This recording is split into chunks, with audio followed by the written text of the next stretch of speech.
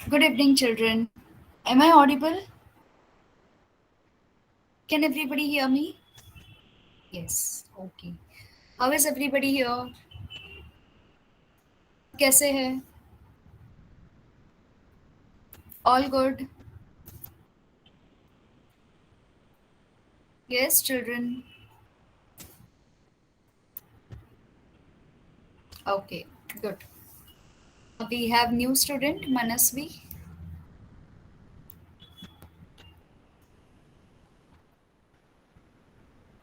Okay. चलो ठीक है. Fine. So I think everybody is in good health. All right. And once again, Happy New Year to everyone. Please take care of your health. आपकी health वगैरह का ध्यान रखना है. एंड बाहर जाना नहीं है जितना भी हो सके, बिकॉज देन आपके एग्जाम्स भी है और आपको थोड़ा सा और कॉशियस होना है. ठीक है. चलो, coming back to your science. हमने लास्ट टाइम क्या किया था? हमने कौन सा चैप्टर स्टार्ट किया था, if you remember? Anybody? Compounds. Okay. Ionic compounds कहाँ से लिया था हमने?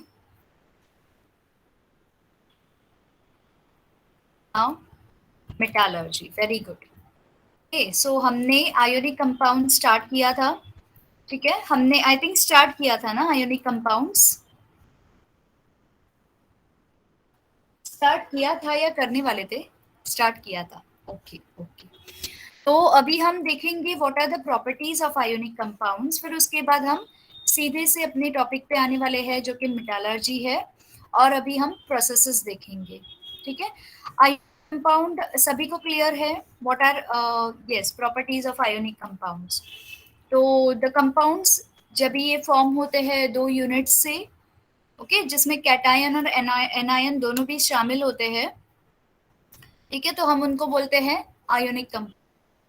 दोनों भी मौजूद होते हैं, एक पॉजिटिव और एक नेगेटिवली चार्ज एलिमेंट्स मौजूद होते हैं. Anybody can give me example of ionic compound. कोई भी कंपाउंड बता दीजिए जो आप बोलना चाहोगे कि आयोनिक कंपाउंड है. Anybody?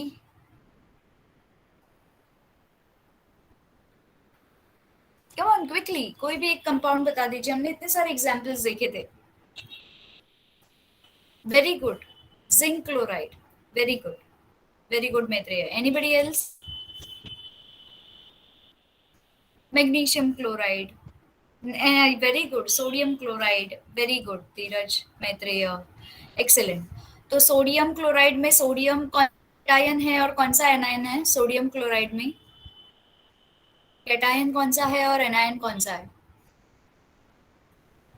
Yes, quick quick quick fast.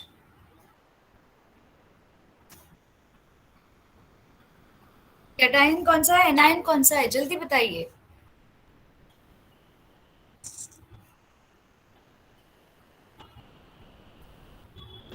No one. Example दे दिया लेकिन बताएगा कौन? कैटायन कौन सा, एनायन कौन सा?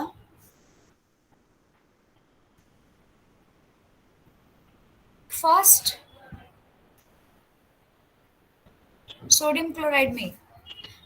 Okay. And anion. Are you sure? ठीक है. All right. So cations and anions जिसमें पॉजिटिव और नेगेटिव चार्जेस होते हैं. और आयोनिक कंपाउंड्स में कैटायन और एनायन का काम क्या होता है? बैलेंस करना. ठीक है, आपके चार्ज को एनायन और कैटायन के इसको बैलेंस करना. ठीक है. Very good. Very good Maitreya. Now I am sharing my screen quickly.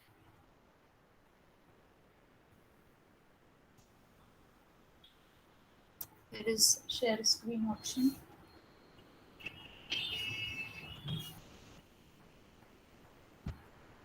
ठीक है. Is my screen visible? Textbook visible है सभी को?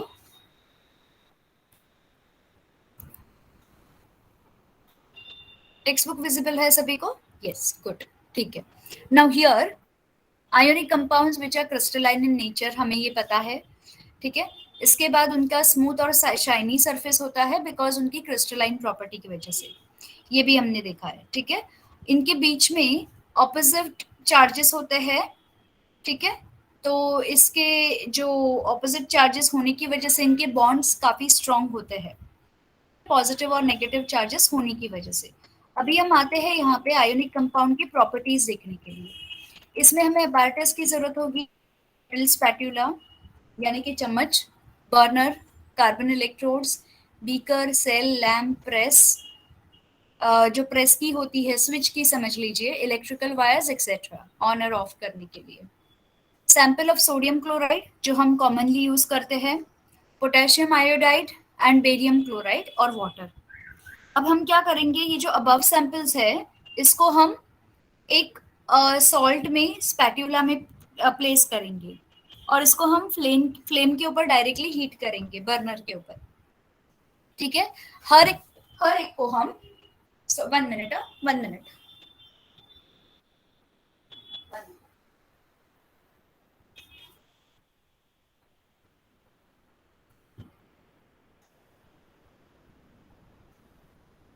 ओके, इसको हम क्या करेंगे, इसको हम 1 बाय 1 स्पैट्यूला के ऊपर डालेंगे और इसको हम बर्नर के ऊपर चेक करेंगे।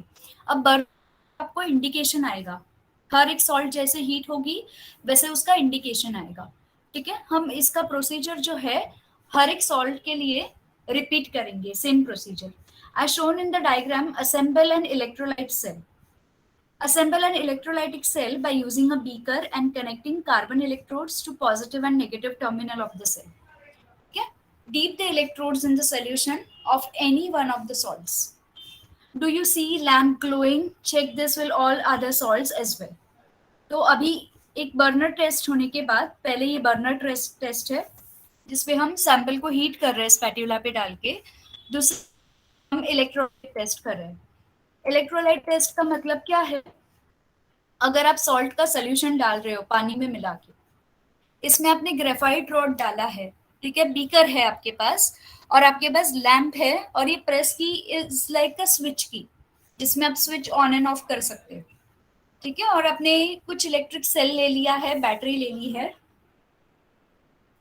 ठीक है। तो ये बैटरी यहाँ पे कनेक्ट करके इस तरह से हमने इसे कनेक्ट किया है। सबसे पहले हमने ग्रेफाइट रॉड को लेट्स से हमने सोडियम क्लोराइड के सोल्यूशन में डाला, उसके बाद हमने पोटेशियम आयोडाइड के सोल्यूशन में डाला। जब जब ये ग्लो होगा इसका मतलब ये सोल्यूशन जो है वो इलेक्ट्रोलाइट को अलाउ कर रहा है पास होने के लिए, यानी इलेक्ट्रिकल चार्ज को पास होने के लिए अलाउ कर रहा है, ठीक है। तो यहाँ पे हमने ये देखना है, इज दिस एक्सपेरिमेंट क्लियर। हमने दो चीजें क्यों की, तो उसकी फिजिकल प्रॉपर्टी टेस्ट करने के लिए, बर्नर के ऊपर कैसे वो बिहेव करता है, दूसरा उसकी केमिकल प्रॉपर्टी टेस्ट करने के लिए, ठीक है। चलो आते हैं हम इधर। अभी सबसे पहले हम यहाँ पे general properties of ionic compounds देखते हैं। The attractive force between the positively and negatively charge ions is strong. अगर दोनों मतलब ऑपोजिट चार्ज वाले हैं तो उनके बीच में एक बॉन्ड जो होगा वो बहुत स्ट्रॉन्ग होगा।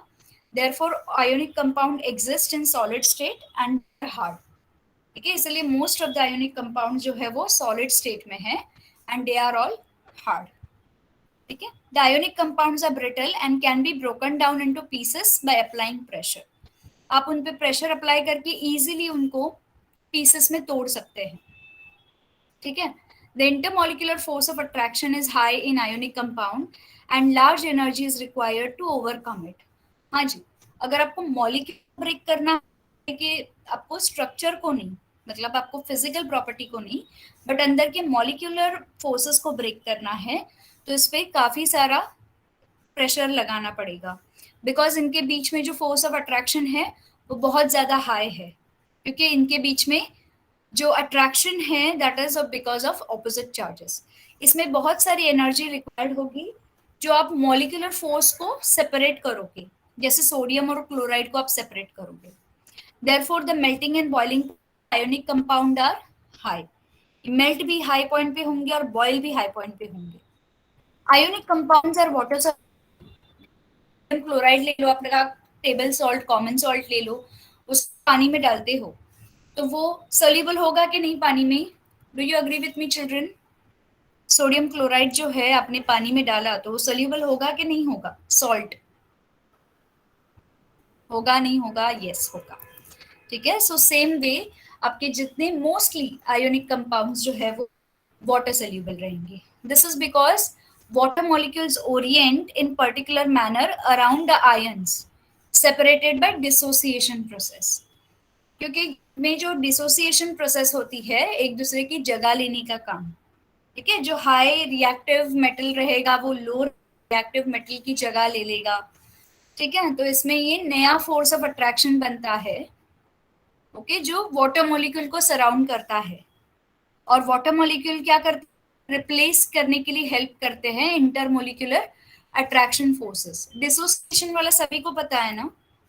डिसोसिएशन का मतलब ब्रेक डाउन है, करेक्ट। और डिस्प्लेसमेंट का मतलब है अपनी जगह छोड़ के किसी और की जगह लेना। जो हाईली रिएक्टिव मेटल होगा वो लो रिएक्टिव मेटल की जगह ले लेगा, पर मेटल मेटल की जगह लेगा। Getting it everybody to fuse? Last time हमने एग्जाम्पल देखे थे। ठीक है, जो नए हैं वो आप प्रीवियस वीडियोस देख लीजिए अगर नहीं समझ में आता है। यहाँ पे क्या होगा? The ionic compounds are however insoluble in solvents like kerosene and petrol. This is because unlike water, a new attractive force cannot be established in this solvents. Ionic compound का एक weak point ये है कि वो जो है वो kerosene और पेट्रोल में insoluble होंगे। ठीक है, क्योंकि पानी जितना न्यू अट्रैक्टिव फोर्स उनको देता है उतना ये केरोसिन और पेट्रोल नहीं दे पाते हैं। ठीक है, ionic compounds cannot electricity when in solid state. अगर वो खुद के अपने स्टेट में है, जैसे कि सॉलिड स्टेट में सोडियम क्लोराइड को ले लो, नमक को, तो वो इलेक्ट्रिसिटी कंडक्ट नहीं करेंगे। पर आपने नमक को अगर पानी के अंदर डाला है तो पॉसिबिलिटी है कि वो इलेक्ट्रिसिटी को कंडक्ट करेंगे। In this state the ions cannot leave their places. However, if they are fused in a molten state, they can conduct electricity as in the state of ions are mobile. अगर आप sodium chloride को देखोगे तो sodium chloride में possibility है ही नहीं electricity conduct करने का, क्योंकि ये पॉजिटिव और नेगेटिव दोनों फोर्सेस प्रेजेंट हैं और दोनों एक दूसरे को बैलेंस कर रहे हैं। पर अगर आपने यहाँ पे पानी को इंट्रोड्यूस किया तो पानी अगर आपका डिस्टिल वाटर है या कोई भी वाटर है तो वो क्या करेगा? सोडियम और क्लोराइड की बॉन्ड को ब्रेक करने में हेल्प करेगा। डिसॉल्व होगा ना उसके अंदर sodium chloride. Are you agreeing with me children? Understanding? No, easy to understand? ठीक है, यहाँ पे on passing current through the solution the ions move towards the oppositely charged electrodes. Due to electrical conductivity is fused and dissolved state of ionic compounds are called electrolytes. इसमें क्या होगा? एक तो ये इलेक्ट्रिसिटी फ्यूज्ड और molten state में ही conduct करेगा। ठीक है, अगर एक्वियस स्टेट मतलब पानी ऐड करने के बाद, ठीक है, आपके आयोनिक कंपाउंड इलेक्ट्रिसिटी कंटेन करने लगते हैं तो वो क्यों कंटेन करने लगेंगे? Because of dissociation of ions. आपका सोडियम क्लोराइड है वो पानी के अंदर ब्रेक हो रहा है। ठीक है, अब करंट पास होने लगा है तो ions will move to the oppositely charge electrodes. यहाँ पे जो सोडियम है वो पॉजिटिवली चार्ज है। ठीक है, समझ लीजिए आपने यहाँ पे सोडियम क्लोराइड ले लिया, ठीक है, NaCl का सोल्यूशन ले लिया है। यहाँ पे आपका सोडियम जो है पॉजिटिवली चार्ज है, क्लोराइड है नेगेटिवली चार्ज। यहाँ पे आपकी इलेक्ट्रोड है जो है नेगेटिवली चार्ज और ये इलेक्ट्रोड है जो कि पॉजिटिवली चार्ज। तो ये जो पॉजिटिव है वो नेगेटिव के पास मूव होगा, जो नेगेटिव है वो पॉजिटिव के पास मूव होगा। Are you getting me children? Oppositely charge electrons के पास वो अट्रैक्ट होंगे। Due to the electrical conductivity is fused and dissolved state, the ionic compounds are called as electrolytes.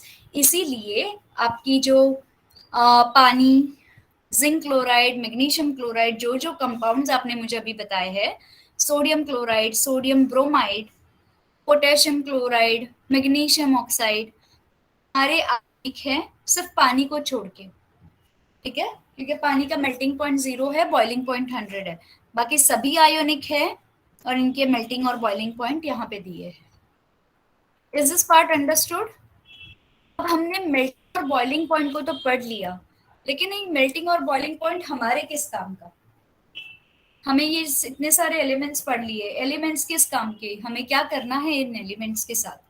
In elements का काम हमें डेली लाइफ का है।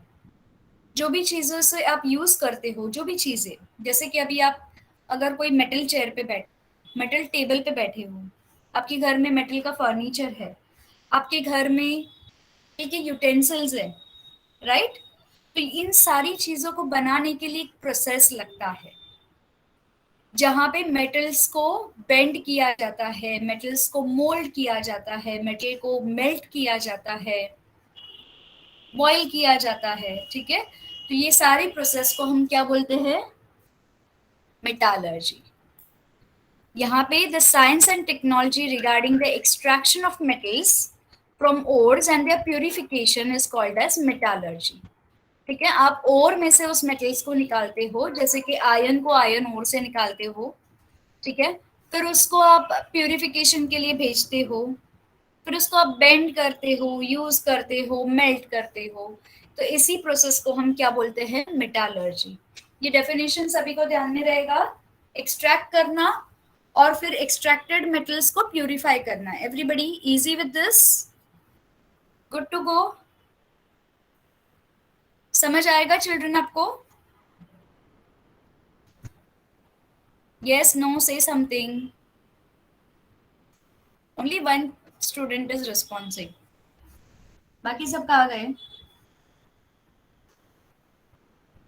ओके, चलो ठीक है। सो अभी हम स्टार्ट करते हैं हमारे फर्स्ट इस पे, ऑकरेंस ऑफ मेटल्स। ठीक है, most metals being reactive do not occur in the nature in free state. ठीक है, जितने सारे रिएक्टिव मेटल्स है वो नेचर में फ्री स्टेट में कभी ऑकर नहीं करेंगे, किसी न किसी के साथ फ्यूज स्टेट में रहेंगे। ठीक है, अगर वो फ्री स्टेट में होते तो अब तक ब्लास्ट हो जाता, बहुत कुछ हो जाता।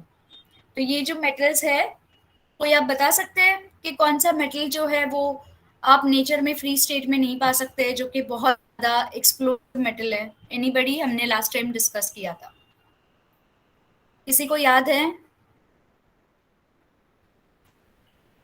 कौन से मेटल को हम फ्री स्टेट में नहीं देख सकते हैं?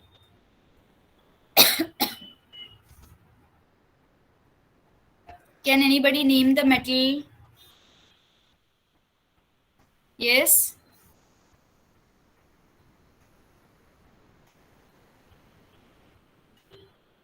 हम्म,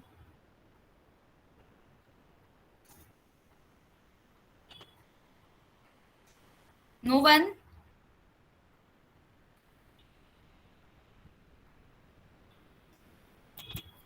I'll wait for your answer.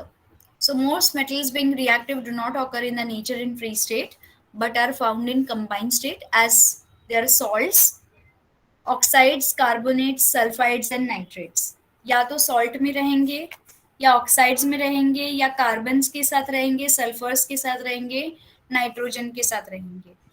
ठीक है, जो आपके एयर के इसमें कंपोनेंट्स प्रेजेंट है उन्हीं के साथ फ्यूज स्टेट में रहेंगे। However, the most unreactive metals that are not affected by air, water, and other natural factors, these are silver, gold, platinum, they occur in the free state. तो ये silver, gold, platinum जो है ये हमें free state में easily मिल जाते हैं। Compounds of metals that occur in nature along with impurities are called as minerals. तो minerals क्या होते हैं? जो हमें impurities के साथ ओरिजिनल फॉर्म में मिलते हैं उसे हम मिनरल्स बोलते हैं। और इन मिनरल्स को हम क्या करते हैं? आगे जाके प्यूरिफाई करते हैं, उसको हम economically very good material, excellent, उसे हम आगे जाके हम इकोनॉमिकली उसको प्यूरिफाई करते हैं, सेपरेट करते हैं। ठीक है, इकोनॉमिकली उसको सेपरेट करते हैं। इकोनॉमिकली क्यों वर्ड यूज किया है? ताकि जितना हमें बेचने के लिए या हमें कमर्शियल पर्पस के लिए चाहिए उतना ही हम सेपरेट करते हैं। ठीक है, so they are called as ores. The minerals from which the metal can be separated economically, they are called as ores. ठीक है, तो ores किसको कहा जाता है? जिसमें से आप मेटल को सेपरेट करते हो कमर्शियल पर्पस के लिए, हम ओर्स कहते हैं। ठीक है। ओर कंटेन्स मेनी ऑफ इम्प्योरिटीज, क्या क्या रहेगा ओर जहां से मिलता है? सॉइल रहेगा जहां से निकाला जाता है, सैंड रहेगा, रॉकी सब्सटेंस रहेंगे, ठीक है, along with the metal compound. So सिर्फ मेटल नहीं होगा, उसके साथ मिट्टी, थोड़ा सा रॉक, सब मिक्स होके वो फॉर्म होते हैं। This impurities are called as gangue. Okay, gangue, gangue भी बोलते हैं, गैंग्यू भी बोलते हैं, गैंगू भी बोलते हैं, गैंग भी बोलते हैं। So it's okay as per your comfort in pronunciation.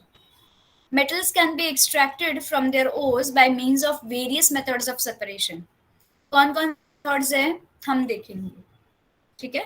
The process of extraction of metals in pure state from the ores is also part of metallurgy.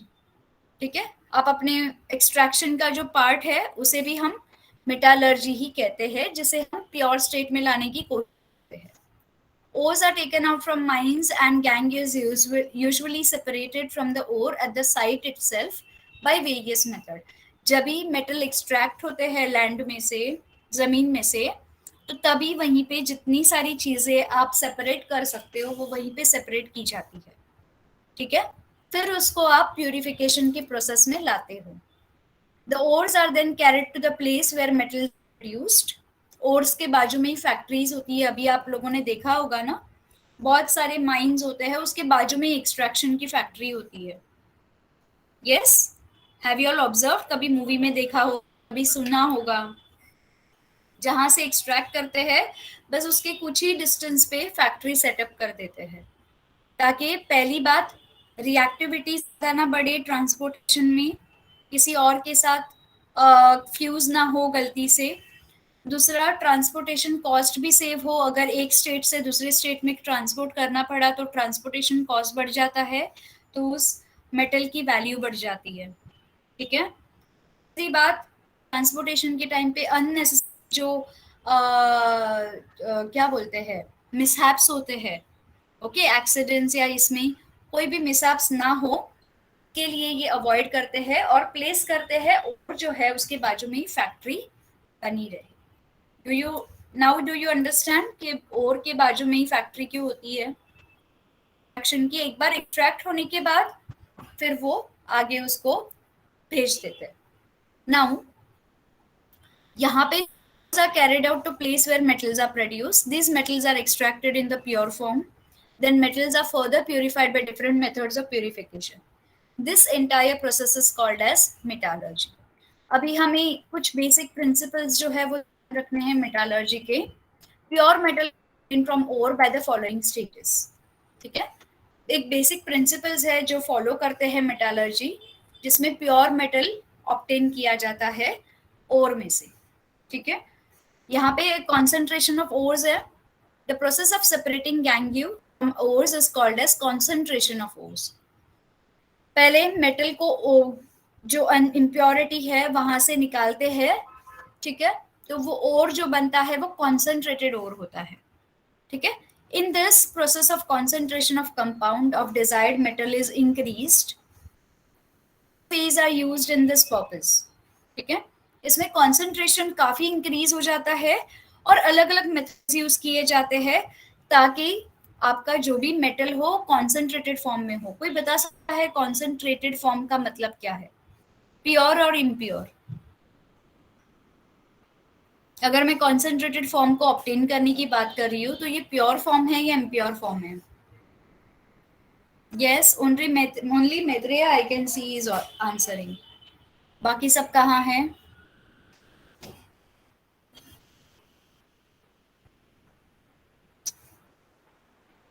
Pure, Maitreya, excellent.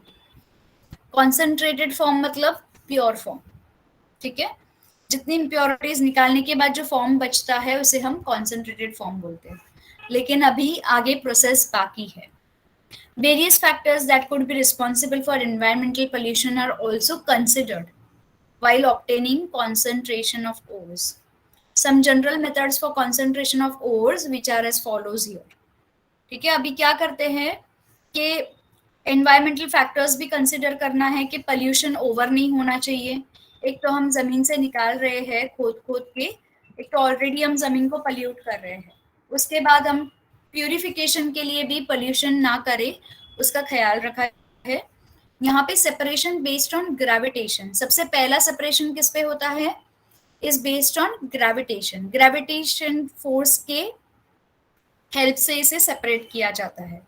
ये कैसे करते हैं, heavy particles of ore can be easily separated from light particles, ठीक है, by gravitational method. The process to carry out this separation are as follows. ठीक है, सबसे पहला मेथड है सेपरेशन बेस्ड ऑन ग्रेविटेशन। इसमें फर्स्ट मेथड क्या है, विल्फले टेबल मेथड। ठीक है, विल्फले टेबल मेथड में क्या होता है कि जैसा सरफेस होता है, ठीक है। In this method table method made by fixing narrow and thin on the incline surface, एक घसरगुंडी जैसा एक सरफेस होता है। Table is kept vibrating continuously, powder are obtained from lumps of ore using ball mill in poured on the table and stream of water is also released from the upper side। ठीक है, यहाँ सरगुंडी जैसा table बनाया है, ठीक है, इसमें table पे छोटे छोटे छोटे छोटे ये डाले हैं, क्या बोलते हैं, पाउडर्ड ओर डाला है, ठीक है। हमें मेटल मिला है, उसका पाउडर फॉर्म में, उसको पाउडर फॉर्म में क्रश करके इसका ओर यहाँ पे डाला जाता है, ठीक है। इसमें क्या करते हैं, mill is poured on the table and stream of water is also released, यहाँ से पानी का स्ट्रीम रिलीज हो रहा है, ठीक है, और यहाँ से अपर साइड से पानी धीरे धीरे नीचे स्लिप भी हो रहा है। As a result the lighter gangue particles are carried away along with the flowing water. की जो मिट्टी है और जो अननेसेसरी पार्टिकल्स है, जो इम्प्योरिटीज है, वो पानी के साथ बह जाती है नीचे और यहाँ पे कलेक्ट हो जाती है गैंगियो।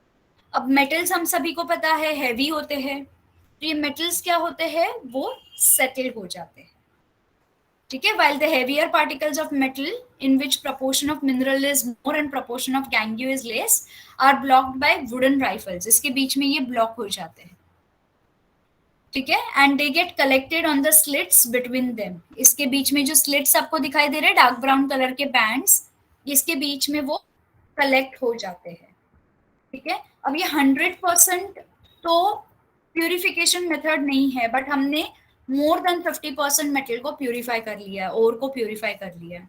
जो गैंगियो मेटल के अंदर था, ओर के अंदर था, उसे हमने मोर देन 50% तो प्यूरिफाई कर लिया है यूजिंग बिल्फले टेबल्स मेथड, ठीक है। आप लोगों ने कभी नोटिस किया है चिल्ड्रन, आपके घर पे जब गेहूं और चावल, ठीक है, मम्मी चन्नी में सीविंग ट्यूब्स में छानती है, तो पता है पूरा वाइब्रेट करती है। हैव यू नोटिस, गेहूं चावल या कोई भी ये होते हैं छोटे छोटे सीरियल्स पल्सेस, उसको प्यूरिफाई करना होता है तो पहले तो डालेंगे, या फिर आटा भी रहेगा तो छन्नी में डालेंगे, राइट, और उसको वाइब्रेट करेंगे। जब वाइब्रेट करेंगे तो क्या होता है, आटा नीचे आ जाता है लाइट वाला सीव में से, और ऊपर जो है वो अनवांटेड पार्टिकल्स रहते हैं, करेक्ट, वाइब्रेट करने से। अग्रीड, बिल्कुल यहाँ पे सेम होता है, ये भी एक तरह का विल्फले टेबल, बट यहाँ पे थोड़ा उल्टा है। यहाँ पे जो हेवी पार्टिकल्स है वो स्लिट के बीच में अटक जाते हैं, और जो लाइटर गैंगियो के पार्टिकल्स है वो यहाँ पे जमा हो जाते हैं इम्प्योरिटी के फॉर्म में, ठीक है। बाकी वाइब्रेशन तो दोनों जगह पे देना पड़ता है। अग्रीइंग विथ मी चिल्ड्रन, याद रहेगा ये विल्फले टेबल्स मेथड, ठीक है। अब आते हैं हम सेकेंड मेथड पे, जिसे कहते हैं हाइड्रोलिक सेपरेशन मेथड। अब ये हाइड्रोलिक सेपरेशन मेथड में क्या है, ठीक है, हाइड्रोलिक का मतलब, do you relate the term hydraulic, पानी, हाइड्रोलिक प्रेशर या हाइड्रोलिक, हाइड्रो, ये सारा पानी से रिलेटेड है, ओके। सो यहाँ पे hydraulic separation method is based on working of a mill. There is a tapering vessel similar to that used in grinding mill. It opens in the tank-like container that is tapering on the lower side. The tank has an outlet of water on the upper side and water inlet in the lower side. यहाँ arrangement कैसा रहेगा, हम लोगों ने मिल तो देखी है ना, आटा वगैरह छानने की मशीन, आटा कभी गए हैं आप लोग गेहूं डालने के लिए चक्की पे? तो ऊपर से वो ब्रॉड होता है और नीचे टेपरिंग होता है, राइट? यहाँ पे इसका अरेंजमेंट भी कुछ ऐसा ही है, ठीक है। यहाँ पे क्या होगा, एक हाइड्रोलिक सेपरेशन मेथड जो है वो एक मिल के फॉर्मूला पे बेस्ड रहेगा, जो ग्राइंडिंग मिल जो होती है, आटा पीसने की मशीन समझ लो, उसके जैसा है। It is a tank like container that is tapering on the lower side, मतलब इसके बॉटम पे ये नैरो है यहाँ पे, और ऊपर जो है वो ब्रॉड है, चौड़ा है, ठीक है। अरेंजमेंट तो समझ में आ गया। अभी हम देखते हैं इसमें होता क्या है। Finally grounded ore is released in the tank. यहाँ पे ऊपर से, ठीक है, एक स्लॉट रहता है, जैसे आटा डालने के लिए, गेहूं डालने के लिए कैसा स्लॉट रहता है ऊपर, बिल्कुल यहाँ पे भी आपका पाउडर ओर डालने के लिए छोटा सा स्लॉट रहता है, ठीक है। यहाँ से पाउडर ओर को रिलीज किया जाता है। A forceful jet of water is introduce in the tank from the lower side, ठीक है, ऊपर से नहीं, ये अगेंस्ट ग्रेविटी नीचे से पानी फोर्सफुल जेट में यहाँ पे एक्सपोज किया जाता है नीचे से। Ganglion particles are lighter and therefore they will flow out along with the water jet. तो ये क्या होता है, ये पानी के साथ जो इम्प्योरिटीज होती है वो यहाँ से ऊपर की नल से निकल जाती है, क्योंकि वो लाइटर होती है इम्प्योरिटीज, ठीक है, एज कंपेयर टू आपका ore. Now the tank and they get collected separately. At the time, heavy particles of ore are collected at the bottom of the lower side of the tank. इतना forceful jet होने के बावजूद भी आपका जो ओर है वो अभी भी हैवी है, और ये जो हैवी पार्टिकल्स ऑफ पाउडर ओर है वो नीचे एनी हाउ सेटल हो जाते हैं, ठीक है। अगर सेटल नहीं होंगे तो कम से कम ये नल में से बाहर नहीं निकलेंगे, यहाँ पे कहीं ना कहीं मिलेंगे आप, ठीक है।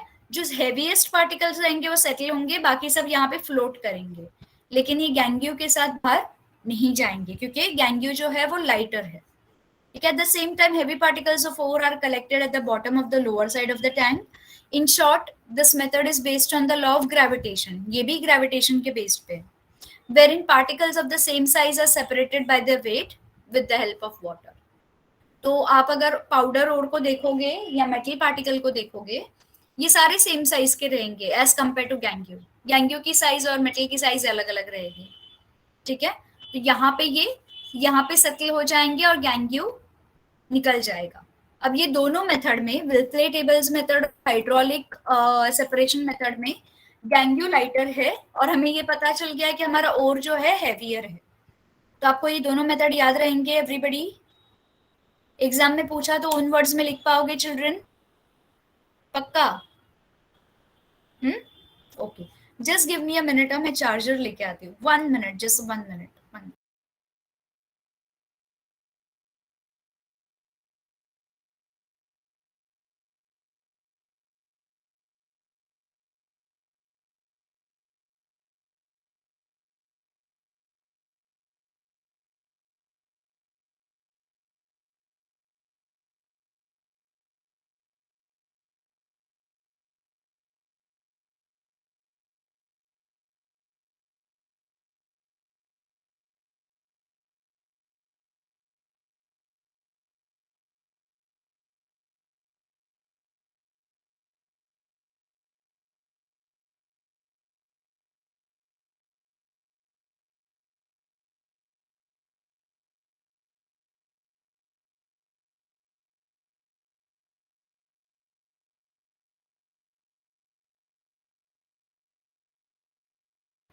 Sorry for the small interruption, now better. तो हमने ये देख लिया दोनों मेथड में। अब आते हैं हम तीसरे मेथड पे, जिसे कहते हैं मैग्नेटिक सेपरेशन मेथड। ये दोनों मेथड क्लियर है चिल्ड्रन? आप ओन वर्ड्स में लिख पाओगे ना? रट्टा मारने की जरूरत नहीं है दोनों मेथड पे। दोनों मेथड में आपके ओर जो है वो हैवी है और गैंग्यू जो है, ठीक है। All right, coming to magnetic separation method, this method requires electromagnetic machine, ठीक है। अब तक हमने जो भी है ग्रेविटेशन के फोर्स पे दो मेथड देखे। अभी जो हमारे पास मेथड है मैग्नेटिक सेपरेशन, इसमें हम इलेक्ट्रिसिटी सस्पेंड कर रहे हैं along with a magnetic force, ठीक है। इस मेथड में क्या होता है, electromagnetic machine is required. The main part of this machine are two types of iron rollers and they conveyor and the conveyor belt moving continuously around it. One of the rollers is non-magnetic while the other one is electromagnetic. The conveyor belt moving around the roller is non-magnetic and made up of leather or a brass. The powder ore is poured on the conveyor belt near the non-magnetic roller. The two collector vessels are placed below the magnetic roller. इस machine के बारे में अगर मुझे याद दिलाना है तो आपने कोई भी इसकी सैर की है, कोई बड़ी सी मिल की सैर की है, मिल जो बड़ी मिल होती है, छोटी मिल नहीं, जो हम आटा पिसाने जाते हैं वैसा वाला नहीं, जो जहाँ पे मसाले पीसते हैं अलग अलग, धनिया वगैरह, मोस्टली ये सब गांव साइड में बहुत होते हैं. एक मतलब बड़ा सा एक कारखाना जैसा होता है, एक एंड पे ये वाला रोलर होता है, दूसरे एंड पे ये वाला रोलर होता है. यहाँ से मसाला डालते हैं इस पे, ठीक है, और उस मसाले में से दो चीजें ऐसे अलग होती है, एक स्पाइसी वाली ऐसे गिरती है, दूसरी नॉन स्पाइसी वाली ऐसे गिरती है. I don't know if I am not sure अगर आपके यहाँ पे होती है, बिकॉज मैंने बचपन में ये वाली मिल देखी थी.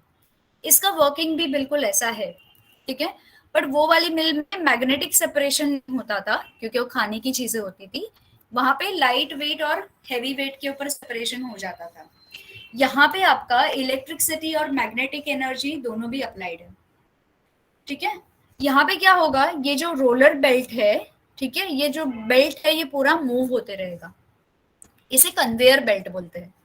इस मेथड में इलेक्ट्रोमैग्नेटिक मशीन की रिक्वायरमेंट होती है, ठीक है. एक एक जो पार्ट होता है वो होता है नॉन मैग्नेटिक, ये मैग्नेटिक रोलर है, और ये वाला आपका नॉन मैग्नेटिक रोलर है, ठीक है.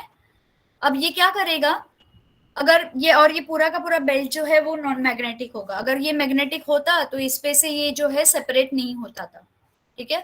अगर ये मैग्नेटिक होता तो ये पूरा का पूरा यहाँ पे भी अट्रैक्ट होता, यहाँ पे भी अट्रैक्ट होता, अच्छे से इसका सेपरेशन नहीं होता था. तो हमने क्या किया है, हमने सिर्फ एक आगे का हिस्सा जो है मैग्नेटिक रखा है, पीछे नॉन मैग्नेटिक रोलर रखा है, और ऊपर एक कन्वेयर बेल्ट है. आइदर हमने उसे ब्रास मेटल का लिया है जो मैग्नेट को अट्रैक्ट नहीं कर पाते हैं, या फिर हमने उसको लेदर का लिया है. अब इसके ऊपर जो है एक फनल से पाउडर्ड ओर डालते हैं, ठीक है. ये कन्वेयर बेल्ट जो है, जो नॉन मैग्नेटिक रोलर के पास, ठीक है, जो यहाँ पे प्लेस्ड है कन्वेयर बेल्ट, इसके ऊपर ये गिरती है.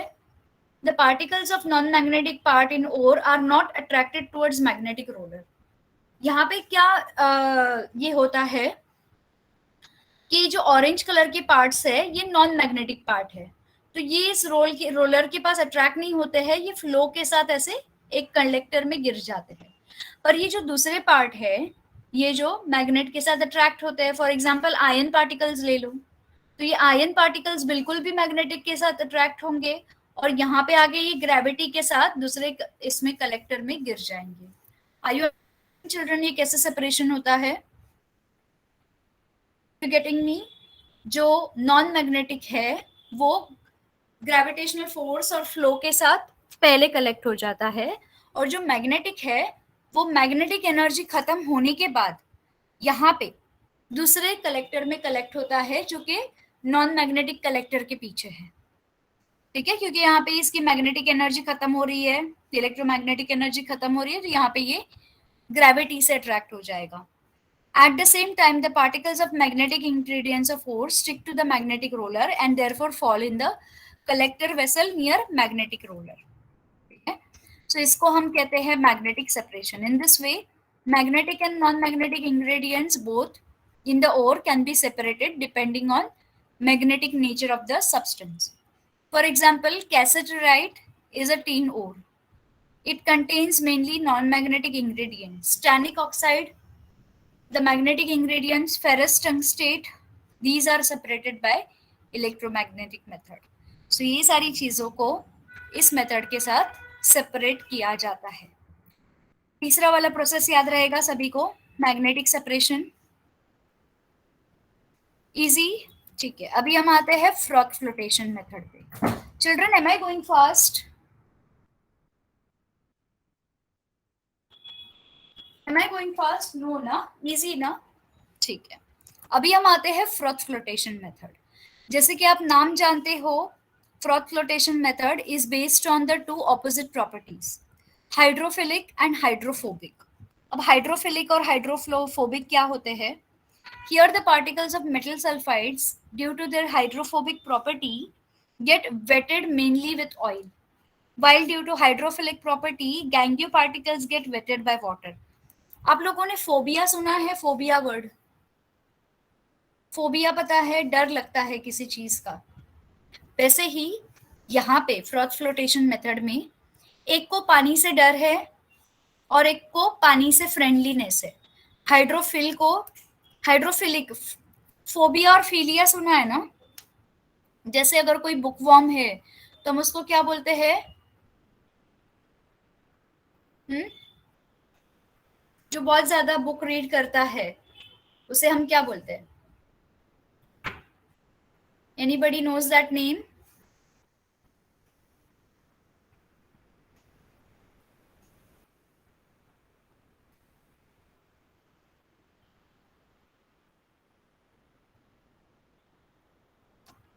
Bibliophile.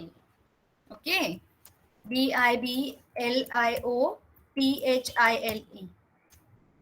Okay, bibliophile. Bibliophile spelling wrong है, सॉरी. BIBLIOPHILE. बिब्लियोफिल. बिब्लियोफिल या बिब्लियोफाइल, PHILE दिख रहा है लास्ट में, इसका मतलब फ्रेंड, जो बुक फ्रेंडली है. वैसे हाइड्रोफिल मतलब वाटर फ्रेंडली, वाटर फ्रेंडली. ठीक है. और हाइड्रोफोबिक मतलब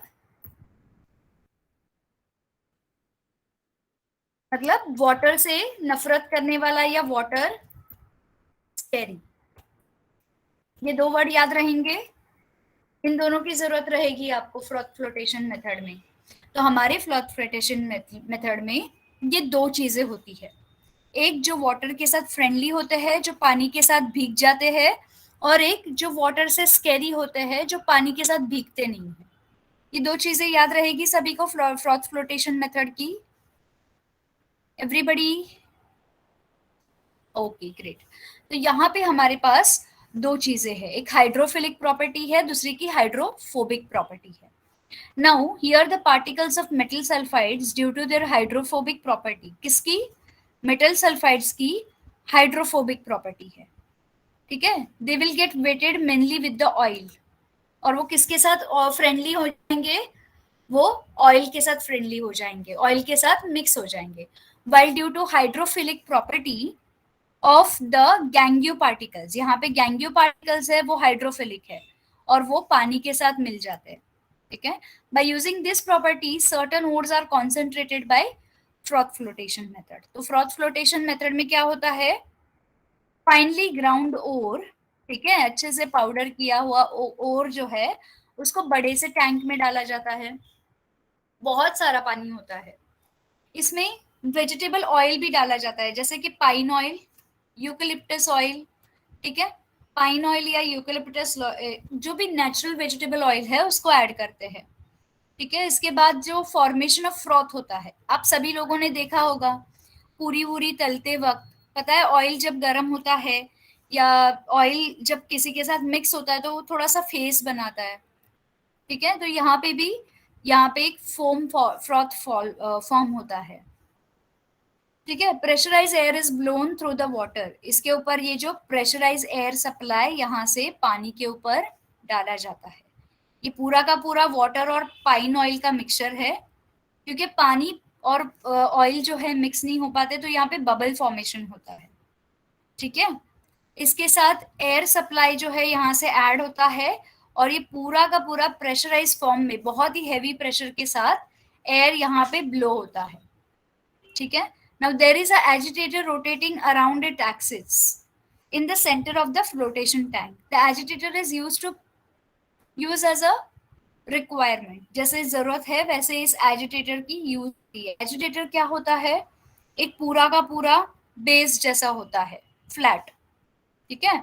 bubbles are form due to the blown air, जैसे कि एयर सप्लाई हो रहा है तो बबल फॉर्म होना शुरू हो जाएंगे।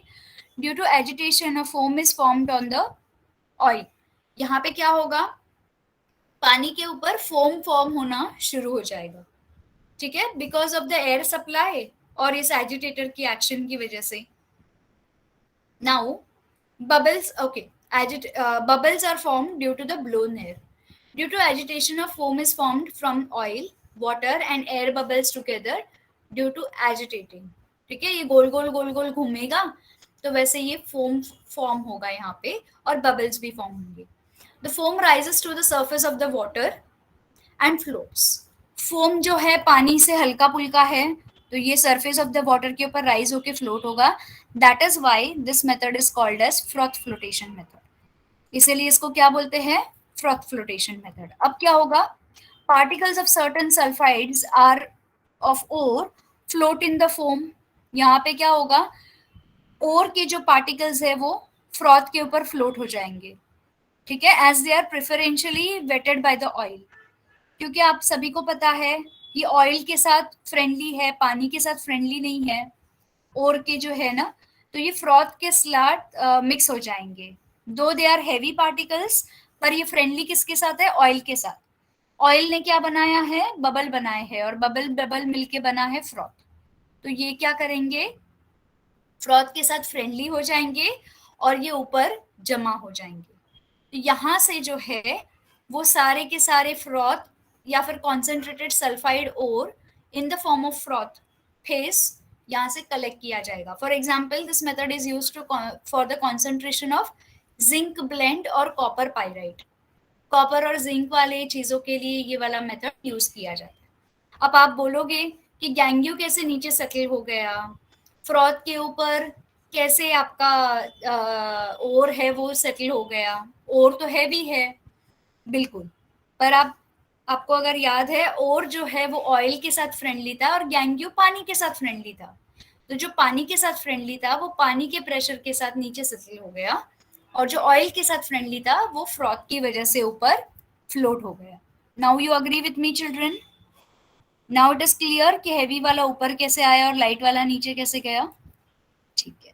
अब आते हैं नेक्स्ट मेथड पे जिसका नाम है leaching. Children are you getting tired, can I continue, we still have 15 minutes, no ना, ठीक है चलेगा। लीचिंग के बाद क्या है, फिर हम देखेंगे एक्सट्रैक्शन ऑफ मेथड, और क्या है, आई थिंक ये लास्ट पार्ट है, जस्ट लेट मी सी। हाँ थोड़ा ही है, फिर थोड़ा ज्यादा है, थोड़ा और ज्यादा है, कोई बात नहीं, ये भी हो जाएगा, ठीक है। 1 minute children, I missed my text book.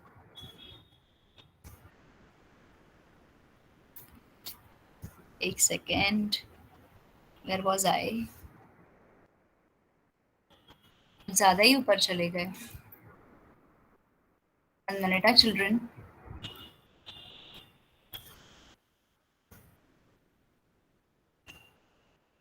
ये ना, दिस वन नो, राइट, ठीक है। आई होप ये वाला पार्ट सभी को क्लियर है। Froth flotation, okay, let us go to leaching. अब लीचिंग का मतलब क्या है, this is a first step in extraction of metals, that is aluminum metals, gold, silver and their ores in this method of leaching. In this method the ore is soaked in certain solution for a long time. Ore dissolves in that solution due to specific chemical reaction.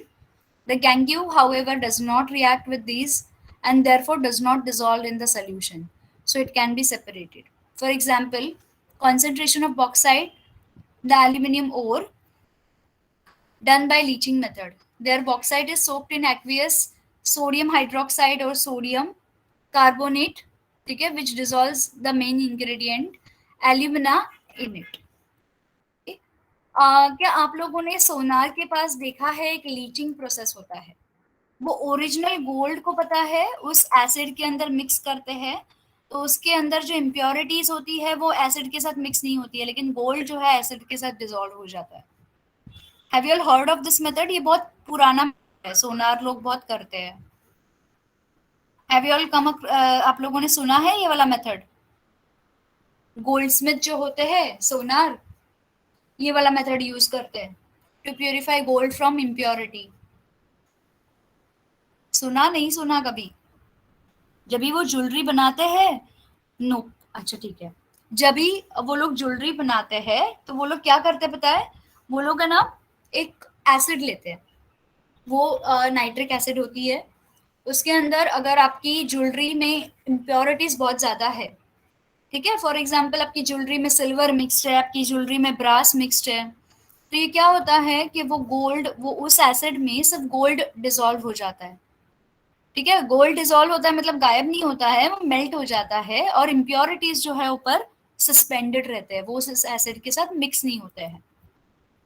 ये वाला process भी बिल्कुल वैसा है, leaching. इसमें क्या होता है, जो मेटल्स है, एल्यूमिनियम, गोल्ड या सिल्वर बोल लो, उनको उनकी ओर से इस मेथड से एक्सट्रैक्ट किया जाता है।